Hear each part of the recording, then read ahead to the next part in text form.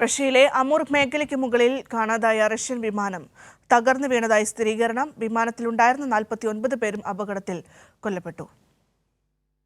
റഷ്യയിലെ അമൂർ മേഖലയ്ക്ക് മുകളിൽ വെച്ചാണ് വിമാനം റഡാറിൽ നിന്ന് അപ്രത്യക്ഷമാകുന്നത്. എയർ ട്രാഫിക് കൺട്രോളർമാർക്ക് വിമാനവുമായുള്ള ബന്ധം നഷ്ടപ്പെടുകയായിരുന്നു.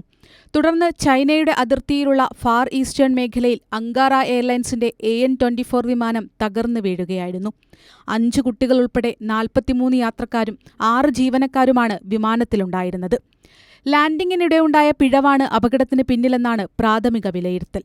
റഷ്യയിലെ ഡിൻഡ സിറ്റിയിലേക്ക് യാത്ര തിരിച്ച വിമാനം ആദ്യം ലാൻഡിങ്ങിന് ശ്രമിച്ചെങ്കിലും കാലാവസ്ഥ മൂലം കഴിയാതെ വന്നു. ലാൻഡിംഗ് നടത്താതെ വിമാനം വിമാനത്താവളത്തിൽ വട്ടമിട്ടിരുന്നു. രണ്ടാമതും ലാൻഡിംഗ് നടത്തുന്നതിനിടെ ഡിൻഡയിൽ നിന്ന് 16 കിലോമീറ്റർ ദൂരത്തുള്ള വനമേഖലയിൽ തകർന്നു വീഴുകയായിരുന്നു. ഹെലികോപ്റ്റർ ഉപയോഗിച്ച് നടത്തിയ തിരച്ചിലിലാണ് വിമാനം കത്തിയമരുന്നതായി കണ്ടെത്തുന്നത്.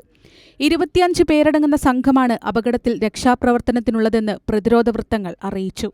News desk, Kairali news.